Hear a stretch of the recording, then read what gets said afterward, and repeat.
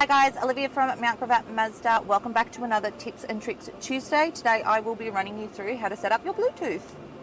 So today we will be using our CX80 Azami. We have a beautiful 12.3 inch infotainment here. So first off, we're going to scroll down to our settings.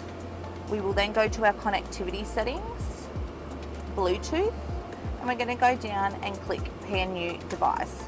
Now we'll then go into our phone. So this is my beautiful dog Bailey. We've scrolled down past all my Mazdas, and then we're going to click on iPhone 85 when it pops back up. So there it is. And I've not had 85 iPhones in my life, but we're going to go in. We're going to wait for a little pairing code to come up. So 192958 is the code. We're going to allow contacts to sync, and it's automatically going to connect us to our Apple CarPlay. So in our newer generation vehicles, you can connect to your Apple CarPlay, your Android Auto, or you can just simply do it to your Bluetooth, which I'll show you how to do. But if you like your Apple CarPlay, you'll always go always enable, which means next time you get back into the vehicle, it will just automatically connect.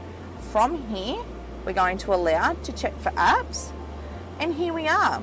To get back to your Mazda screen, you just go to Mazda and click down. Now, if you don't want to use your Apple CarPlay, you will click into your iPhone 85 or iPhone 1, iPhone 2, whatever you wish to do. Click down and you'll just go over to your phone and audio, which means your Bluetooth will connect and you can use your built-in maps rather than using the maps off your phone. And that's how you connect to your Bluetooth, so it's super easy, and we are done. Thanks for watching another Tips and Tricks Tuesday. I hope we have sorted some of the Bluetooth issues that some of you might have. It's super easy, and stay tuned for more next week.